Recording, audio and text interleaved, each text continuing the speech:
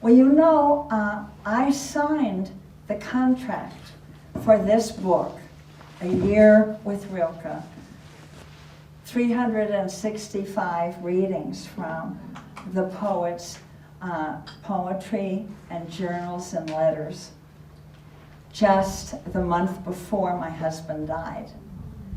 And it was a crunch anyway. There was a lot more we had to translate. It was due in June. So when Fran, unexpectedly, Fran is my husband, Fran Macy. Now here's what he looks like. You can see he's a very handsome man.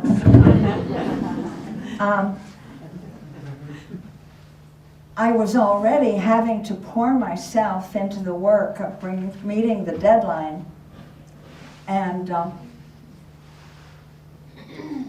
it was a blessing that that happened, because in that time of disorientation and grief, I was given this task with a beloved friend, and each time we met, several times a week, it was like being dipped into beauty. And it was especially meaningful for me that Rainer Maria Rilke's view of death was so close to my own. He took great issue with the religious tradition into which he had been born.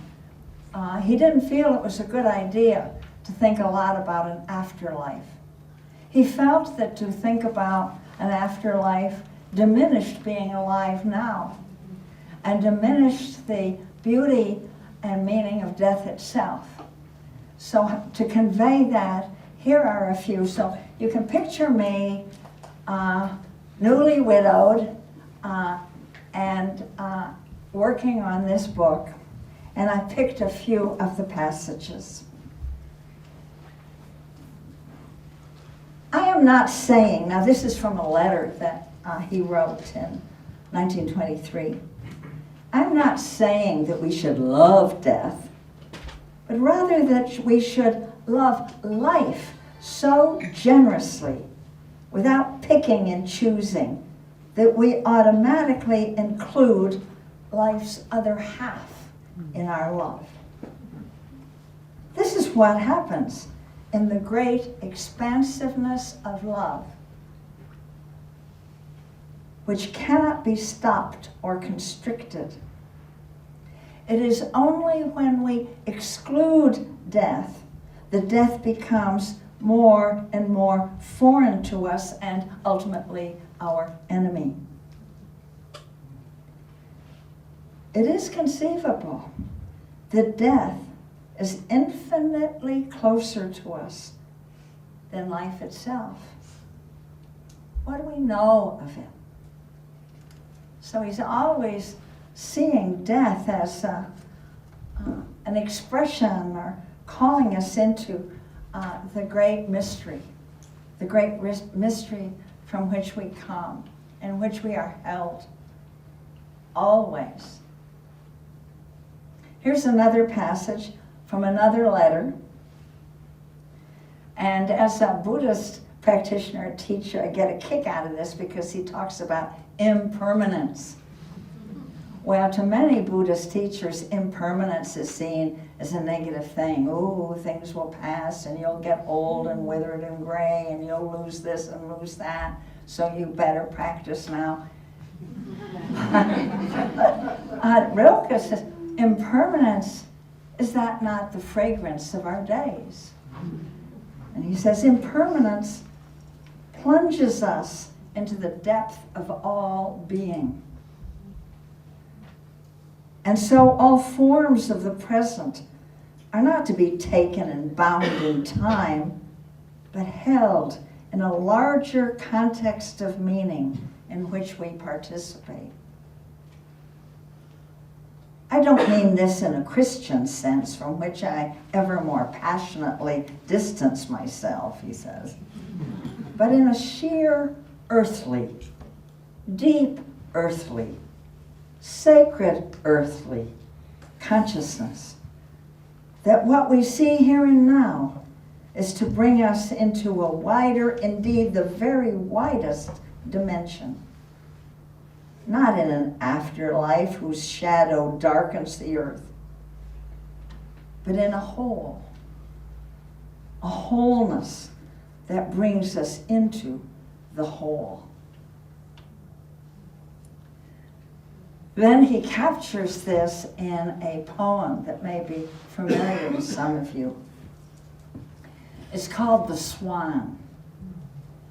And in it, he describes the lumbering gait of the swan when she is walking, but then steps into the water to glide regally, and can see that maybe death is like that. I sure felt that with Fran when he lay. There's a picture of him in the magazine lying, and he looked like a Viking on his bed, but he could look as a swan too. So the poem goes, this laboring of ours with all that remains undone, as if still bound to it, is like the lumbering gait of the swan. And then our dying, releasing ourselves from the very ground on which we stood, is like the way he hesitantly lowers himself into the water. It gently receives him, and gladly yielding flows back behind him as wave follows wave, while he, wholly serene and sure, with regal composure, allows himself to glide. Or any one of us.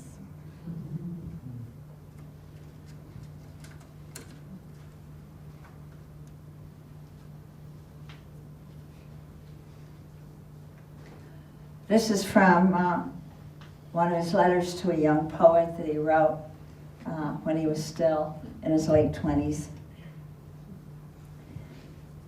The tendency of people to be fearful of death has done infinite harm to life. I'm going to say that again. The tendency of people to be fearful of death has done infinite harm to life. All these things so naturally related to us have been driven away through our daily resistance to them, to the point where our capacity to sense them is atrophied. Fearful of the unexplainable has not only impoverished our inner lives, but also diminished relations between people. These have been dragged, so to speak, from the river of infinite possibilities and stuck on the dry bank where nothing happens. For it is not only sluggishness that makes human relations so unspeakably monotonous. It is the aversion to any new, unforeseen experience we are not sure we can handle.